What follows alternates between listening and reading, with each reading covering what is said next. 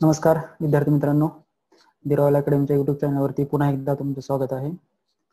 कालचा जो काही रॉयल प्रश्न होता तो प्रश्न सुरुवातीला बघूया आपण. 6 सप्टेंबर 2020 चा रॉयल प्रश्न. खालीलपैकी कोणत्या राज्य किंवा केंद्रशासित प्रदेशात 10 सदस्य जैवविविधता परिषद स्थापन करण्यात आले आहे? खालीलपैकी कोणत्या राज्यामध्ये नुकतीच जैवविविधता परिषद स्थापन केली आहे असा प्रश्न आहे. ऑप्शन आहेत महाराष्ट्र, दिल्ली, जम्मू काश्मीर आणि लडाख. या रॉयल प्रश्नाचं योग्य उत्तर आहे पर्याय क्रमांक 3 जम्मू काश्मीर. तर चला आजचे प्रश्न बघूया 7 सप्टेंबरचे. प्रश्न क्रमांक 1 अतिशय महत्वाचा प्रश्न आहे.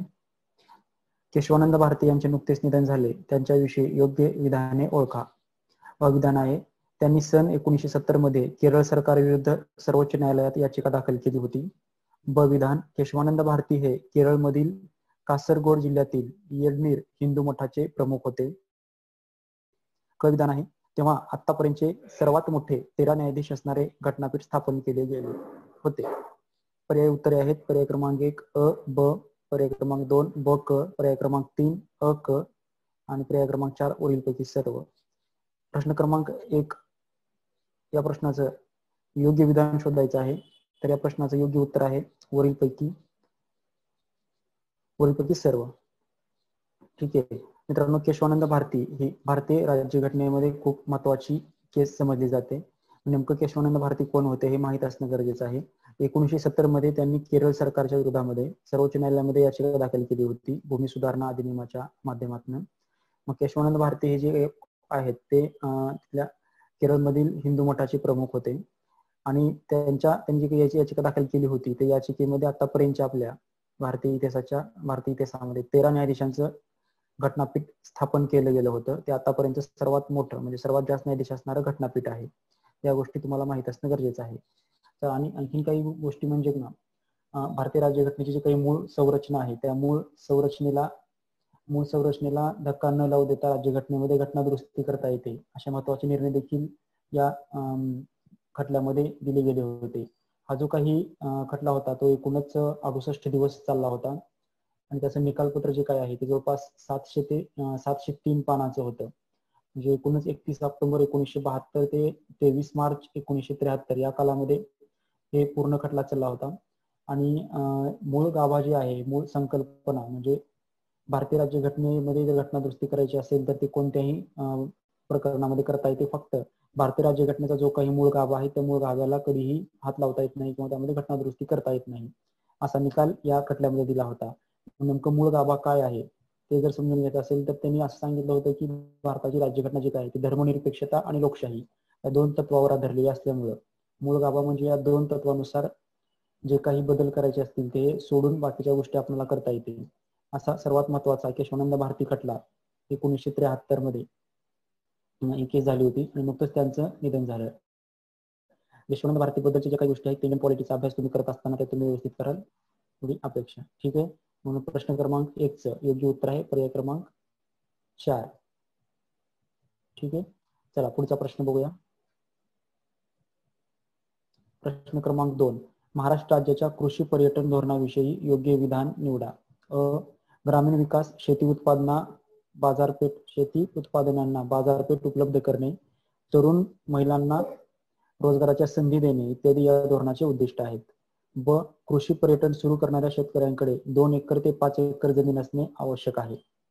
यापैकी तुम्हाला योग्य विधान निवडायचे आहे. पहिला ऑप्शन आहे अ, दुसरा ब, तिसरा अ आणि ब आणि चौथा आहे दोन्ही नाही.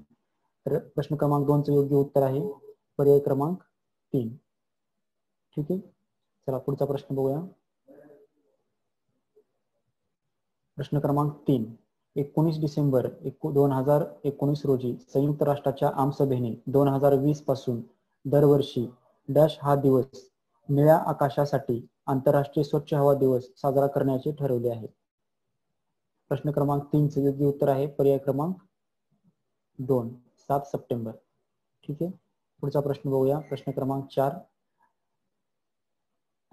राज्यातील पर्यटनाला चालना देण्यासाठी कोणत्या राज्य सरकारच्या पर्यटन विभागाने किंवा मंडळाने मोटो होम ही कॅम्पर व्हॅन विकसित केलेली आहे. ठीक आहे, प्रश्न क्रमांक 4 चं योग्य उत्तर आहे महाराष्ट्र. नुकतेच आपल्या महाराष्ट्र राज्याचे पर्यटन मंत्री आदित्य ठाकरे यांच्या हस्ते या मोटो व्हॅनचं उद्घाटन झालेलं आहे. राज्यातील पर्यटनाला चालना देण्यासाठी ही व्हॅन तयार करण्यात आली आहे. त्या मोटो व्हॅनचं वैशिष्ट्य मित्रांनो अशा पद्धतीचं आहे. त्या मोटो व्हॅन मध्ये आपले जे काही ट्रॅव्हल्स आहे, शिवनेरी पद्धतीची ट्रॅव्हल्स, अशा प्रकारची ती ट्रॅव्हल्स आहे.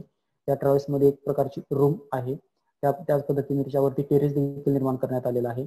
म्हणजे पूर्ण एखादं कुटुंब, कोरोनाच्या काळामध्ये जर तुम्ही एखादा पर्यटनाला जायचं असेल तर तुम्ही ती ट्रॅव्हल्स बुक करून किंवा ती व्हॅन बुक करून तुम्ही पूर्ण महाराष्ट्रामध्ये पर्यटन क्षेत्राला भेट देऊ शकता.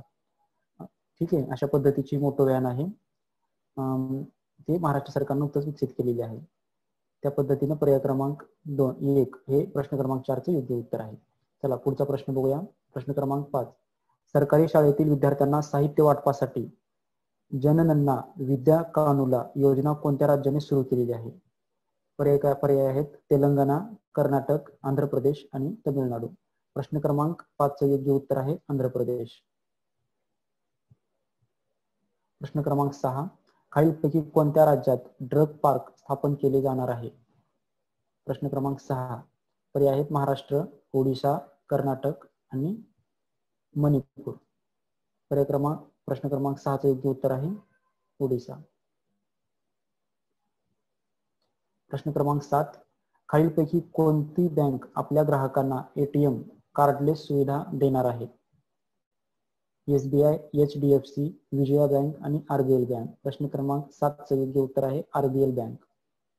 मित्रांनो, आजचे प्रश्न वन लाइनर आहेत, मात्र कंबाईन परीक्षेसाठी खूप महत्त्वाचे आणि इम्पॉर्टंट प्रश्न या ठिकाणी मी घ्यायचा प्रयत्न केलेला आहे.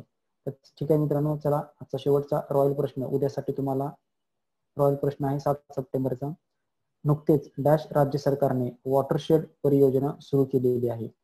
मित्रांनो, या प्रश्नाचं योग्य उत्तर तुम्हाला कमेंट बॉक्समध्ये नोंदवायचं आहे. नुकतेच राज्य सरकारने, कोणत्या राज्याच्या राज्य सरकारने वॉटरशेड परियोजना सुरू केलेली आहे? त्या प्रश्नाचं उत्तर तुम्हाला मी उद्याच्या व्हिडिओमध्ये देणार आहे. या प्रश्नाचा उत्तर द्यायला सर्वांनी प्रयत्न करा. ज्यांनी या चॅनलला सबस्क्राईब केलेलं नाही त्यांनी द रॉयल अकॅडमीच्या चॅनलला सबस्क्राईब करा. धन्यवाद मित्रांनो, भेटूया उद्याच्या लेक्चरमध्ये. धन्यवाद.